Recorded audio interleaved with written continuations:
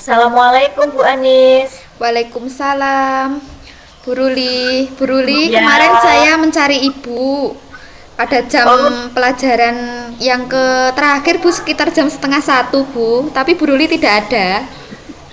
iya Mbak Anis sedang di kelas ini akhir-akhir ini sedang repot. Tapi hari ini saya longgar kok. Ada apa? Apa Bu Alhamdulillah. yang Nggih. ingin disampaikan ke saya? Bu, jadi saya sedikit ada kendala Bu. Saya akan curhat dengan Bu Ruli, nggih, sharing sebentar. Mungkin ini ngepasi waktu Bu Ruli longgar. Jadi saya ingin sedikit bercerita, nggak apa-apa nggih Bu? Nggak apa-apa. Waktunya hari ini saya longgar sekali nih Bu. Ya. Alhamdulillah nggak ada jam, sudah selesai semua. Jadi ini bisa fokus nanti pembicaraannya sama Bu Anis. Nggih, ada apa Bu? Iya Bu, jadi gini Bu, saya mau cerita. Saya itu Bu, dulu kan di kelas atas Bu ya. Saya ngajarnya kan di kelas 4 Bu.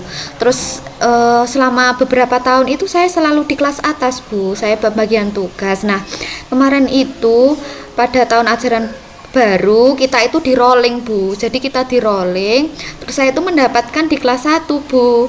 Nah kebetulan kan saya belum pernah Bu di kelas bawah. Ya, Selama semester 2 ini saya sudah berjalan 3 bulan Bu di kelas bawah. Jadi begini, saya udah masuk 3 bulan di kelas 1 Bu. Setelah itu saya itu anaknya itu sangat aktif Bu. Kelas 1 tuh anaknya aktif, terus anaknya suka rame sendiri, lari-larian seperti itu Bu. Nah di dalam pelajaran saya gini Bu, saya kan waktu masuk kelas itu seperti berdoa terlebih dahulu sebelum pelajaran, kemudian saya melakukan ice breaking. Nah dalam rentan waktu itu murid saya itu anteng Bu, anteng mendengarkan, terus antusias seperti itu Bu. Kemudian anak yang laki-laki Bu, terutama ini kan murid saya itu 15 ya Bu ya, 15 iya, itu iya. aktif semua Bu, yang 8 itu kebetulan laki-laki, yang 7 itu perempuan. Nah setelah itu saya masuk ke pembelajaran inti. Nah yang laki-laki itu Bu lari mondar mandir kelas Bu. Kebetulan pada mau apa ya, pembiasaan pagi itu ada orang jualan mainan itu loh Bu, yang di gerobak itu Oh, loh. iya, iya, iya. Itu Nggih, anak-anak nggih, nggih. senang sekali Bu jajan mainan itu di situ.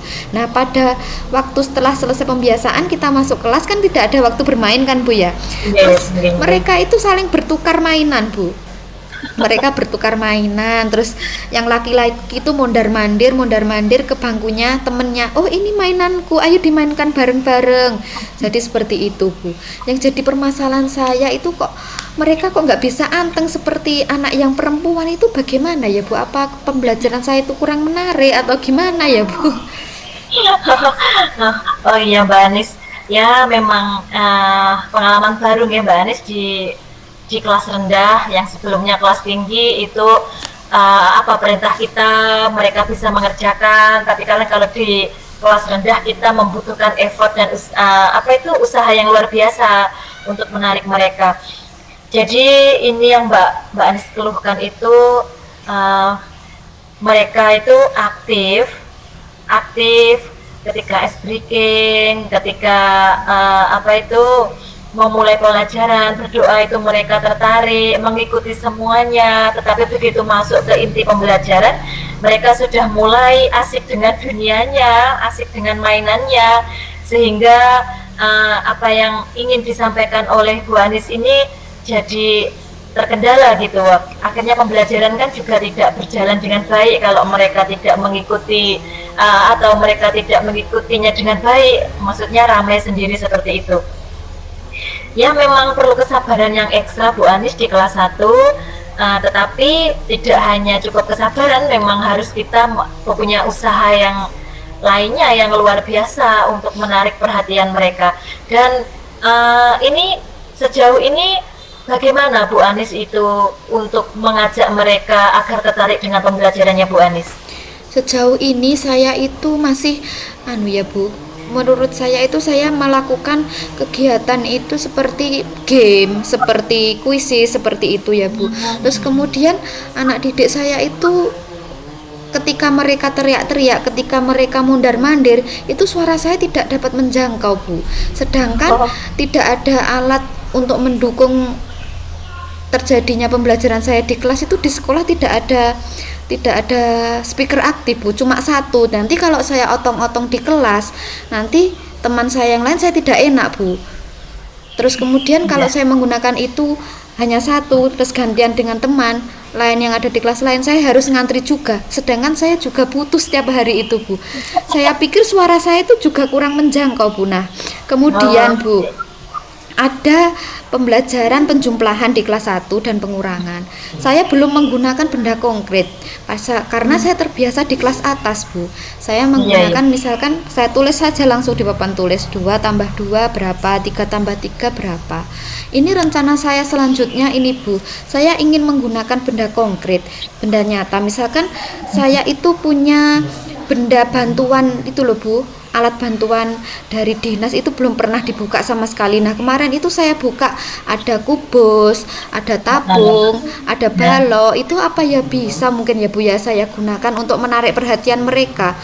Itu kebetulan itu juga warnanya itu kontras sekali, warna-warni Warna-warna yang ya. cerah gitu ya. Iya. Mm-mm. Oh iya ya, sudah baik sekali sebenarnya media pembelajaran yang Mbak Anis gunakan itu cukup menarik ya, seperti games, quizzes, kemudian word wall seperti itu. Eh, dan juga benda-benda konkret itu memang memang saya setuju itu karena mereka kan fasenya masih di fase konkret.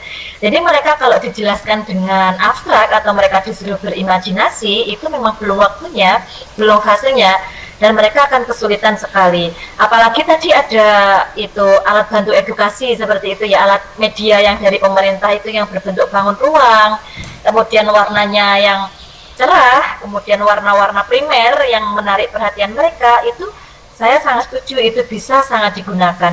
Nah, tetapi ini tadi kembali lagi ke penggunaan games, puisi, sama word-word itu. Bu Anis, saya ingin tahu seberapa tertariknya mereka ketika Bu Anis menggunakan media ini. Karena media ini kan juga tidak begitu ada suaranya ya, cuma gambar saja.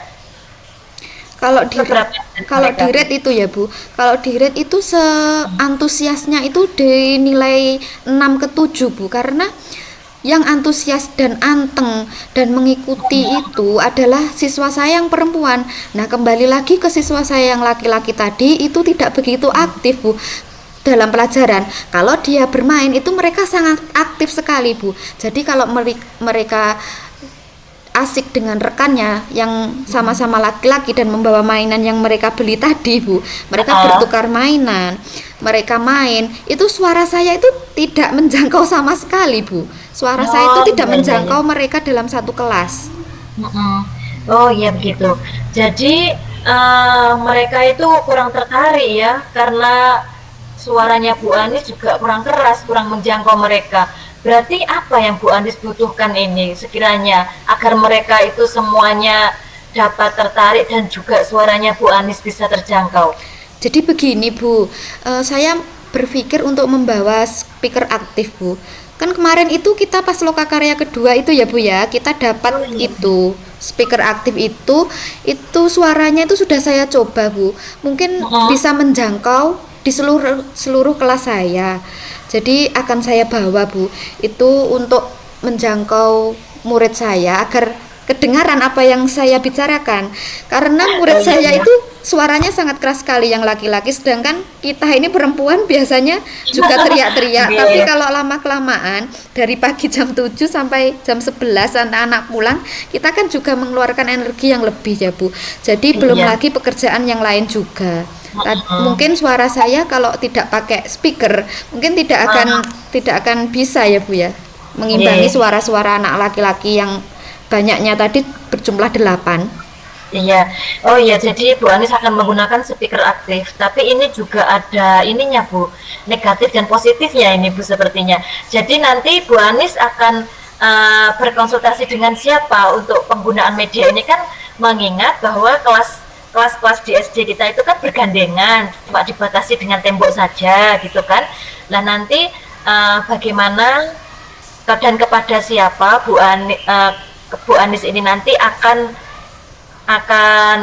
berkonsultasi ataupun akan berkolaborasi agar ini bisa digunakan dengan efektif dan tidak mengganggu, Bu? Iya Bu, ini itu saya pertama Bu, saya akan berkonsultasi atau berdiskusi dengan Bapak Kepala Sekolah. Jadi begini, karena pertama saya akan berdiskusi seperti ini. Di sekolahan, speaker aktifnya itu cuma satu Pak. Bagaimana kalau saya itu membawa alat ini dari rumah? Apakah Bapak setuju? Mungkin saya akan berbicara seperti itu Bu. Karena memang sarana di sekolahan saya itu sangat minim ya Bu. Kalau saya Iya, iya. bawa ke kelas itu tidak memungkinkan Bu, karena saya tidak enak dengan teman saya yang lain kalau mereka membutuhkan. Oh, Biasanya gitu. mereka membutuhkan untuk pas istirahat, untuk merotal, untuk apa, membunyikan lagu Indonesia, apa, lagu kebangsaan Oh, atau gitu. surat-surat pendek seperti itu. Nah, nanti kalau ketika saya bawa ke kelas, nanti saya jam istirahat harus membawanya lagi ke kantor. Jadi itu yang pertama yang akan saya diskusikan pada Bapak Kepala Sekolah, bagaimana jika saya membawa alat sendiri dari rumah.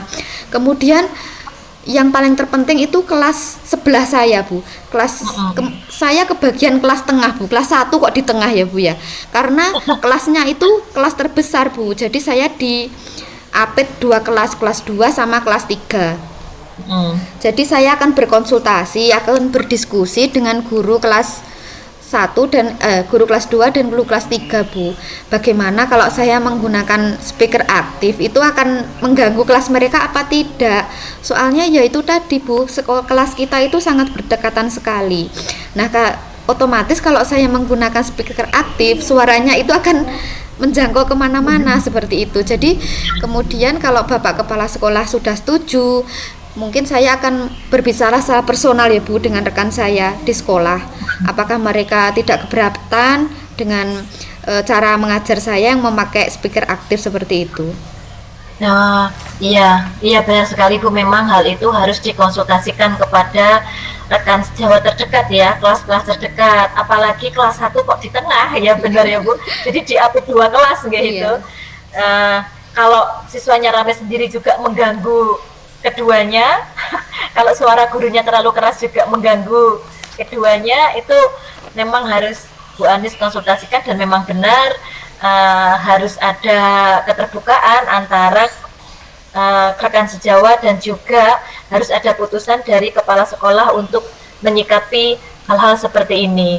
Memang banyak sekali Bu kejadian-kejadian seperti ini itu seperti karena anak-anak itu masih fasenya di kinestetis ya, mereka sering loncat, lari ke sana, lari kemari, tenaganya itu masih full, mereka masih mengira bahwa di sekolahan itu adalah ajangnya untuk bermain karena mereka bertemu dengan banyak teman, dengan banyak orang seperti itu.